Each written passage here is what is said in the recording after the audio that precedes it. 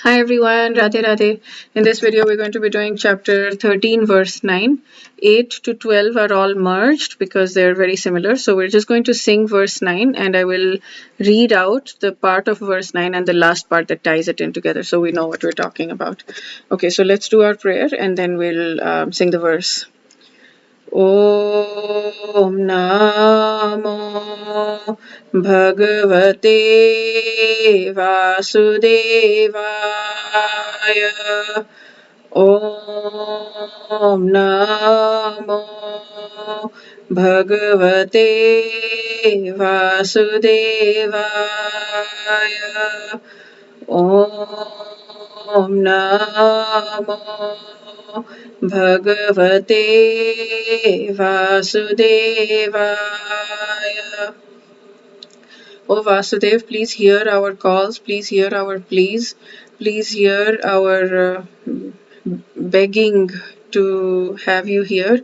Please help us understand you, please help us come closer to you, please help us feel bhakti for you, please help us feel prem for you, please help us intensify our attachment to you, and please help us use this verse to get us closer to you. And thank you for everything. Thank you for everything. Thank you so much. Thank you for the air we breathe. Okay, let's sing the verse.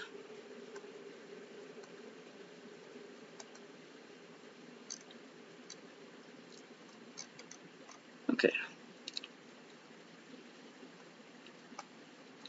इन्द्रियार्थेषु वैराग्यम् अनहङ्कार एव च जन्म मृत्युजरा व्याधि दुःखदोषानुदर्शनम्.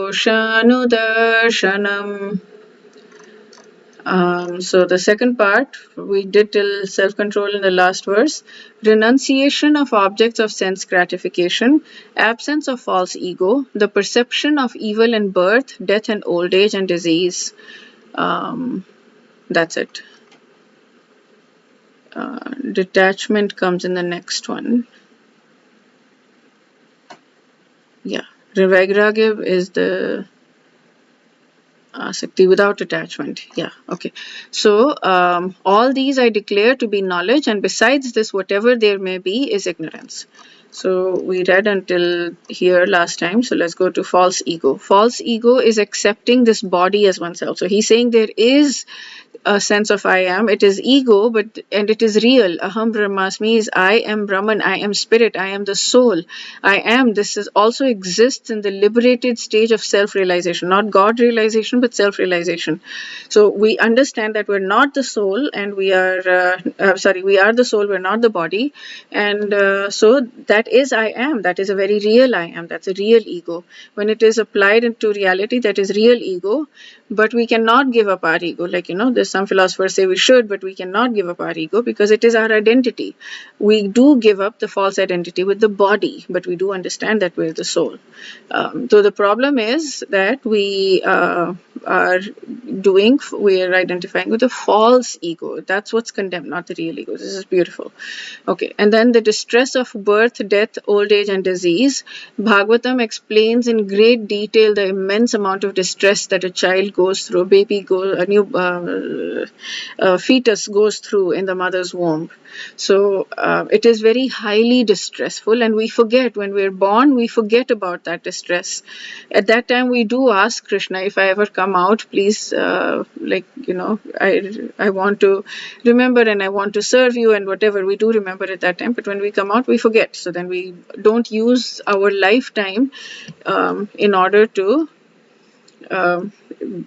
attain Krishna, right? We keep going through this immense amount of pain, this immense amount of ridiculous pain. Yeah, so no one wants to be diseased, no one wants to become old, but there's no avoiding this. Yeah, so unless we have this pessimistic view of this material life, considering all of this, there is no impetus for us making advancement in spiritual life. If we're okay, right? We don't need that motivation to become great if we're okay.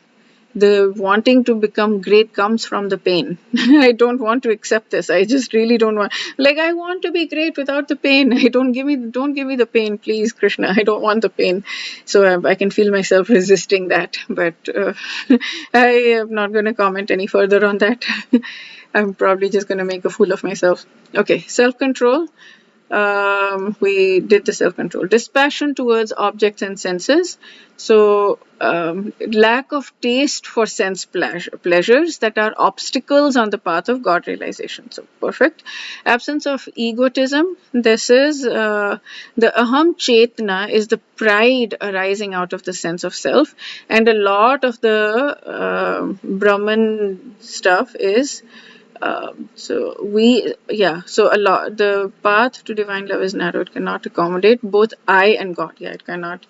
And then so Gyan Yoga and Ashtang Yoga, both of them. So Gyan Yoga takes us to Brahman realization, Ashtang Yoga takes us to Paramatma realization, and Bhakti Yoga takes us to Bhagwan realization. And Karma Yoga is a prerequisite to, not a precursor to Gyan Yoga. So once we do Karma Yoga, then we get automatically to Gyan Yoga. So Karma Yoga and Gyan Yoga take us to Brahman, Ashtang to Paramatma, and Bhakti to Bhagwan. Okay, so in the path, so there are elaborate sadhanas for getting rid of this aham chetana. But in bhakti, it's very simple. We add das or dasi in front of the name, the person's name, any initiate person, their name.